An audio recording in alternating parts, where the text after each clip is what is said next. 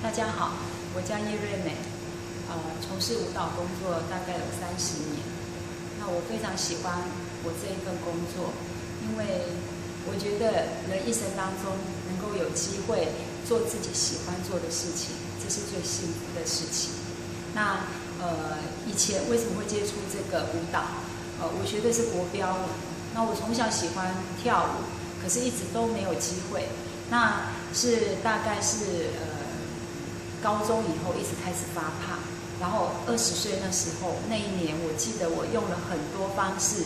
想要让自己瘦下来，可是都没有达到目标。那在同学的引荐之下，然后我是误打误撞接触了国标舞。那当初我们接触国标舞的时候，在30年前，那个叫社交舞。那社交舞我一看都是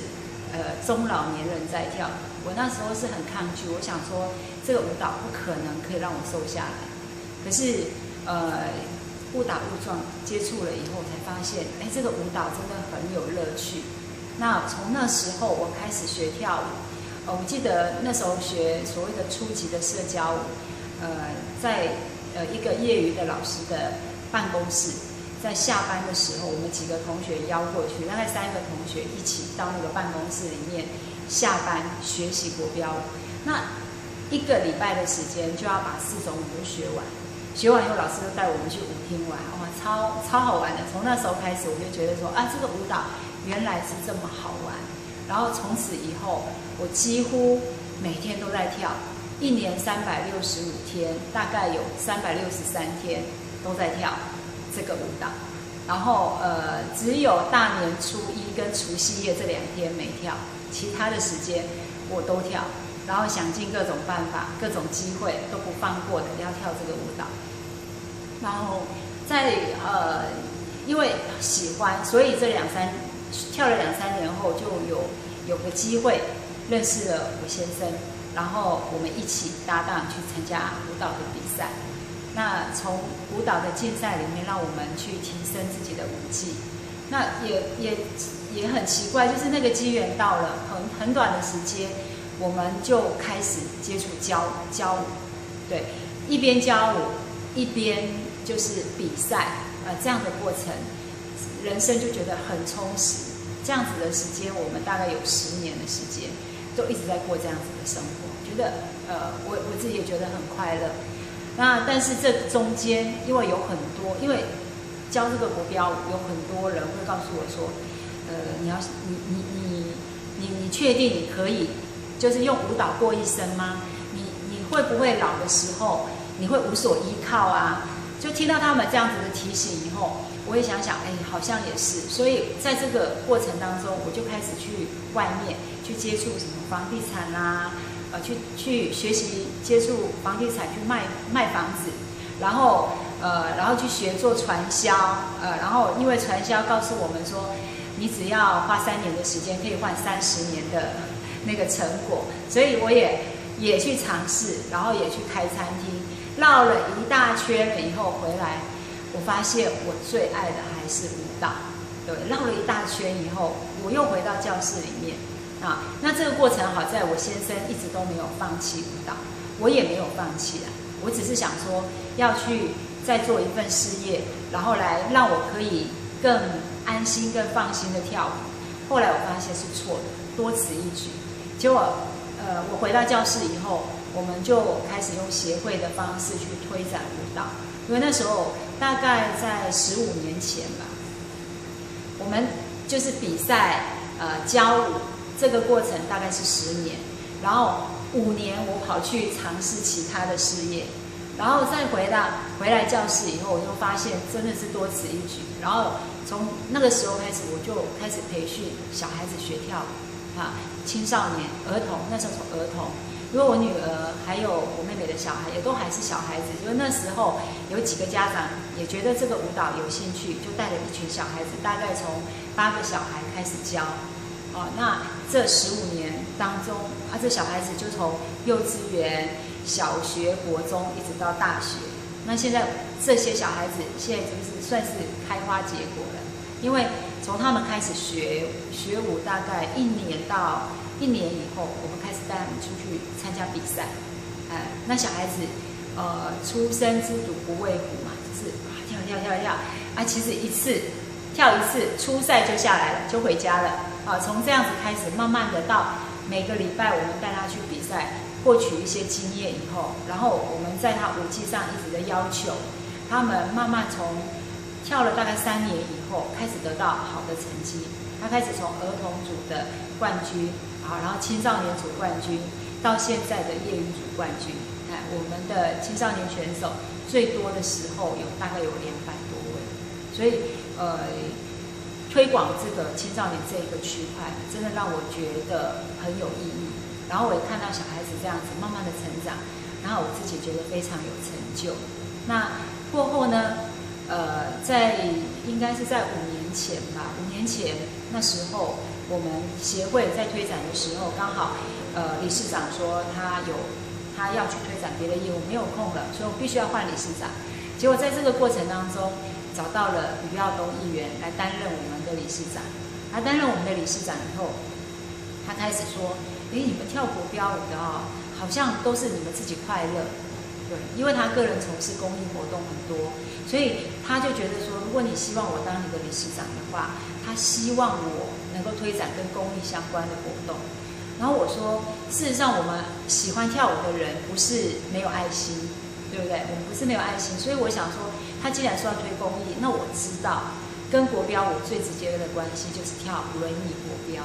所以我就跟他讲说，我其实我们的国标舞可以做公益，但是如果是要把它形象化的话，我们推展轮椅国标，它就是最直接的。可是那时候他说，那你就推展啊。我说，但是很困难啊，因为轮椅基本上，轮椅本身就很贵，因为我们专业的舞蹈轮椅一台那时候就要7、8万，那个5、6年前就要7、8万吧。我就说，光这个轮椅就是一个很难的关卡。我们自己买来推展，似乎没有那个能力。可是你叫身心障碍朋友自己买轮椅来，更不可能啊，对啊。所以那个云远就跟我讲说，轮椅的部分他会负责去帮忙争取。那他是说技术的方面我们要突破。他讲完这句话，第2天我就去台北报名，我就去台北学。我跟赖老师2个人就到台北去学国标舞，是轮椅的，对。然后而且我自己去学了，我还带了4位我们的青少年选手一起去。我就想说，如果说这个舞蹈要推广，就要多一点人一起。结果那时候我们6个人，我带了4个青少年，然后再加我跟赖老师，我们6个人一起去推展这个轮椅国标。然后学回来了，我也考到证照，回来我就跟于议员讲，那时候经过2个月，我就跟于议员讲说，议员我的那个证照已经拿到了。他吓一跳，他以为因为很多人讲一讲就没做，他就说我居然这么有效率，说完就做了，而且我就直接拿证照回来。然后他就说，既然你这么有心，他就直接带着我到社会处去跟处长要了6台轮椅。那时候处长也有心要推广这个，就是有关于身心障碍这一块，想要多做公益这一块，他就一口就答应了。我真的很意外，就是从那6台轮椅下来，然后我们一个个去拜访身心障碍的那个朋友，这个也是一个难，因为轮椅有了，器材有了，人也是一个问题。因为那时候要找那个人也发现很多的问题。因为我们认为身障朋友他们出来运动没有问题，可是你要叫他跳舞，这对他们来讲是更大的难。因为我们一般人或许觉得我来运动跳舞没有什么可是身障朋友他要突破一个心理的关卡，他已经对他的肢体他已经觉得不满意了，对。那你现在要叫他出来展现他的肢体，这个突破是很大的。所以我一开始信心满满，我觉得可以帮助人，我就去找了好几个我认为还不错的，是业务员而且是业务经理，还有一个是命理老师他都会教人家怎么做，教人家要如何这样子的人，我去找他都被我拒绝了。然后我又有那个裁缝师我也觉得不错，我去找他也被拒绝了，我连续被拒绝了好几个。我心想说，糟糕了，现在轮椅有了，人找不到。那个过程也经历过，好几个层层的关卡，然后好不容易人一个一个进来了，然后轮椅跟人都到位了以后，我们开始训练。我们在第一年用我们的策略用对了，我们的轮椅舞者，我们配合青少年的选手，因为我们青少年已经训练了10几年，有相当水平的，他们都是拿过很多冠军的选手，由他们来搭配我们的轮者一起来训练，非常的快。我们大概1年就冲起来了，1年我们开始带他们出去表演，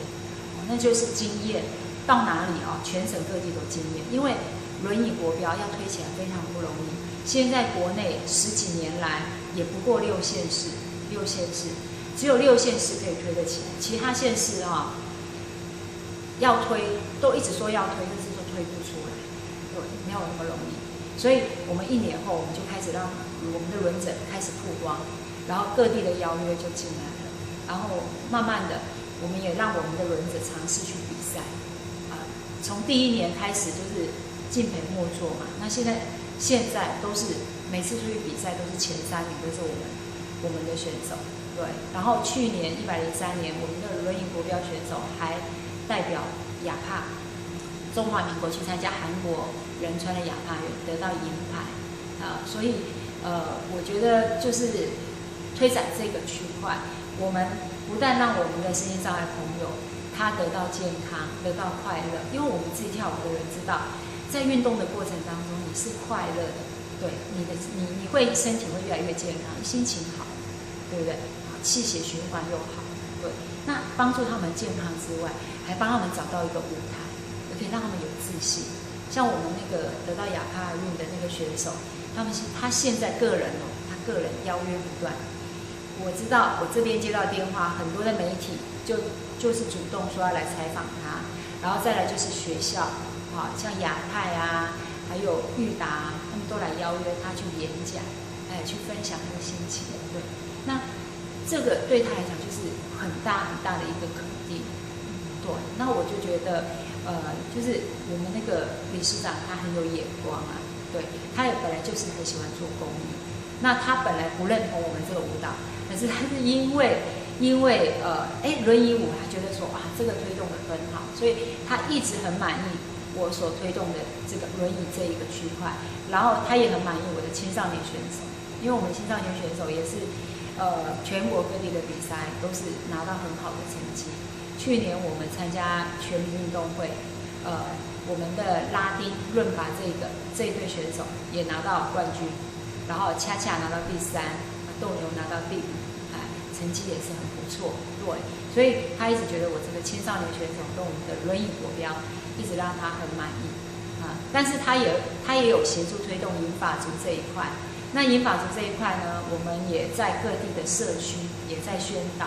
因为其实真的人要活就要动。那我们体会到舞蹈是这么快乐的事情，所以我就很希望这种这么好的活动一直要分享出去。所以我也把这个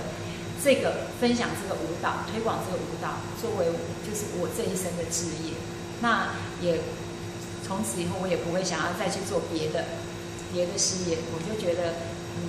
能够把这么健康快乐的这个运动能够推广出去，让更多人知道那我就觉得很有意义虽然还是有很多人，因为有时候我去市场或者我去参加喜宴的时候，我发现还有很多我不认识的人，我就知道有很多人还没有接触舞蹈。我认为任何一种舞蹈，无论你是跳国标舞，或者是有氧舞蹈，或者是其他的任何一种舞蹈，我相信都会健康，我相信都会快乐但是很多人没有机会，接触，因为甚至有很多人是认为会对舞蹈会有点误解，对。所以我觉得这一生当中能够慢慢的一直去把这个活动宣导出去我觉得这就很有意义。